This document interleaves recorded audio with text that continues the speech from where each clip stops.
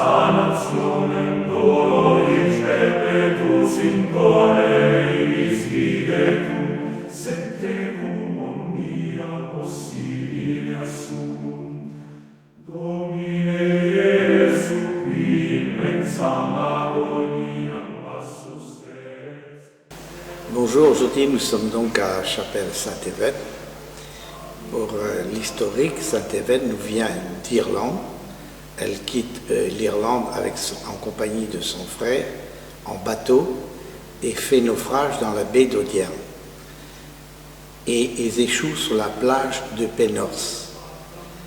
Ils auront la vie sauve, aussi ils vont remercier le ciel de les avoir épargnés. Dans un premier temps, ils habitent donc au lieu dit Plosévède, dans une cabane en bois. Et ils décident de consacrer leur vie à aider les personnes en difficulté. Mais ils seront rattrapés par un messager de l'évêché de Quimper qui viendra leur dire: si vous voulez prétendre à la sainteté, vous ne pouvez pas vivre tous les deux sous le même toit. Aussi, Saint-Évède reprend de retour un bateau. Il vient s'installer au village de Landrévède, au bord de la mer, où elle a vécu dans une maison qui était construite à l'emplacement de la chapelle actuelle. Dans un premier temps, dès son arrivée, c'est assez dur pour elle, puisque nous sommes la population du secteur, c'est des Celtes qui viennent aussi de la Cornouaille anglaise, sachant que nous sommes d'origine gauloise et nous avons été envahis par les Romains. Et après, donc, nous sommes des Celtes de Cornouaille anglaise qui ne sont pas encore catholiques et qui vivent on peut dire, dans une société désordonnée. Peu à peu, Edved va réussir à les convertir et une belle vie s'installe donc au village de Landrévède. Son frère va rester donc à Plosévède et deviendra le saint patron de la paroisse, mais depuis leur séparation, Évède n'a pas revu son frère. Aussi, le soir venu, elle monte dans le village de Léguériou et elle s'agenouille sur un rocher et en direction de Plosévède, au soleil couchant, et prie en direction de Démé, qui est donc resté à Plosévède.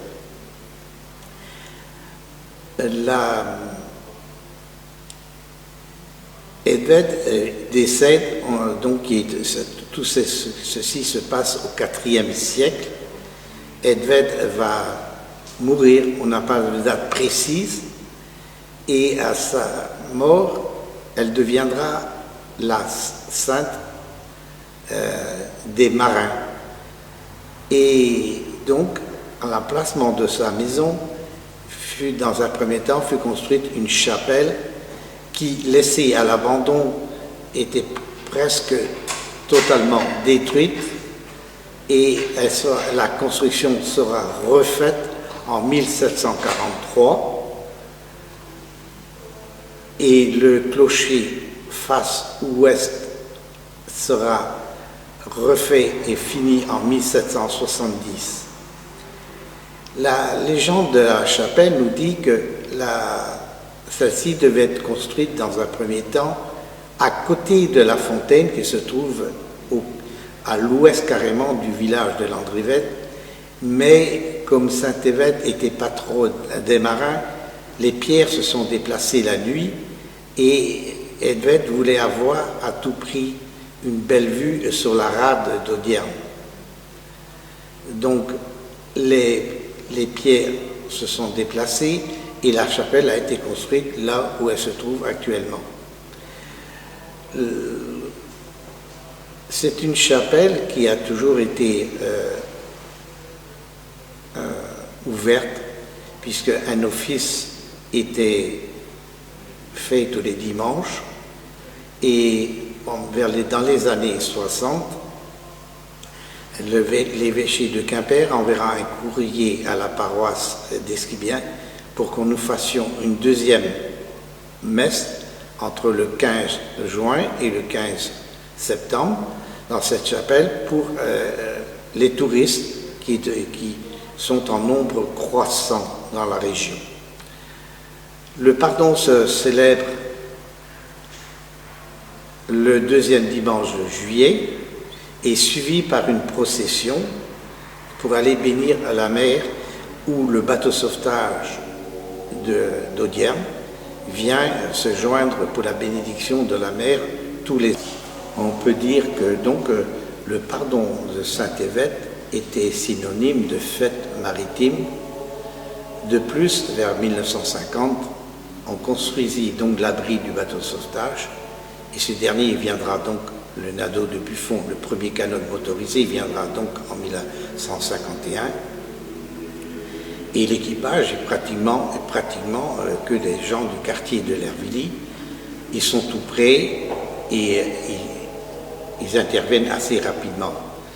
Et le jour du pardon, le bateau de sauvetage vient jusqu'à la petite cale du Pilven qui se trouve donc au sud de la chapelle, accompagné de toute une flottille d'Audierne et de Poulgoisec.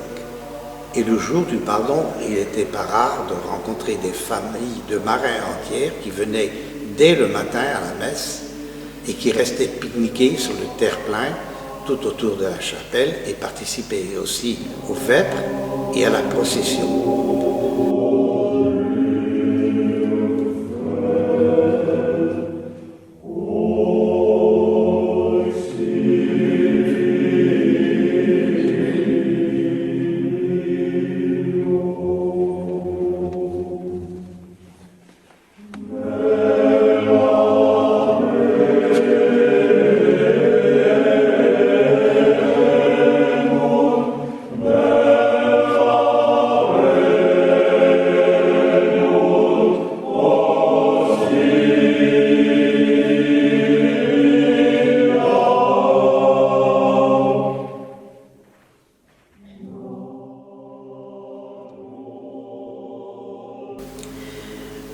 Ce qu'on peut dire sur la statue de Saint-Évêque, Saint-Évêque est surnommée la princesse ou la sainte aux 3 couronnes. Elle porte sur la tête la couronne princière, la couronne virginale sur le cœur et la couronne martyre à la main, référence aux souffrances qu'elle a fait soulager aux personnes du quartier. Donc, la chapelle de Saint-Évêque, ce qu'on peut faire remarquer, c'est que la chapelle est plus basse que la fontaine. En parlant de la fontaine, notamment, la fontaine ne fut pas construite de suite, mais il y avait une source, elle a toujours existé, elle était là. La fontaine n'apparaît qu'en 1837 sur le cadastre, et elle sera transformée en 1950 par un tailleur de pierre du village de Landrévette, Eugène Normand, qui va lui ajouter une niche au fond de la fontaine où se trouve une statue, une réplique de la statue de Saint-Évêque. Cette statue sera dérobée pour l'histoire fin des années 60 et retrouvée en 1973 dans un marché opus en région parisienne.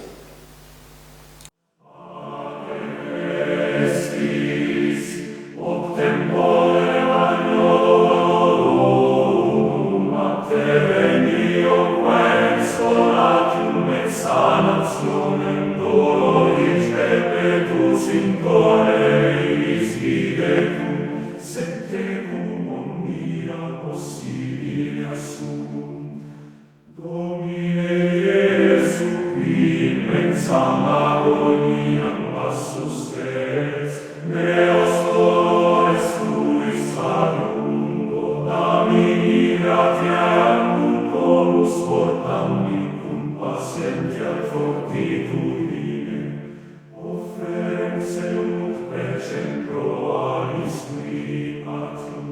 Sancte Spiritus perturbatam mentem meam sedato, et claritatem dona amicudem et fiducia, in tua misericordia et amore, Beata Maria Mater, intercede pro me, famne tuam consolam, tempra sentiam sentire, me dirige ut in me consilio confidat.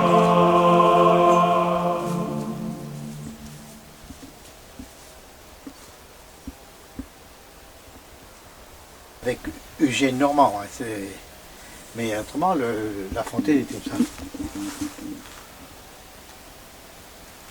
Mais la source, c'est sûr qu'elle était là de tout le temps. Elle était là de tout le temps.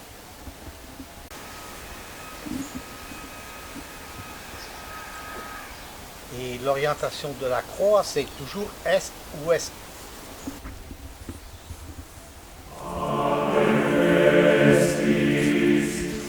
Tempore magnorum,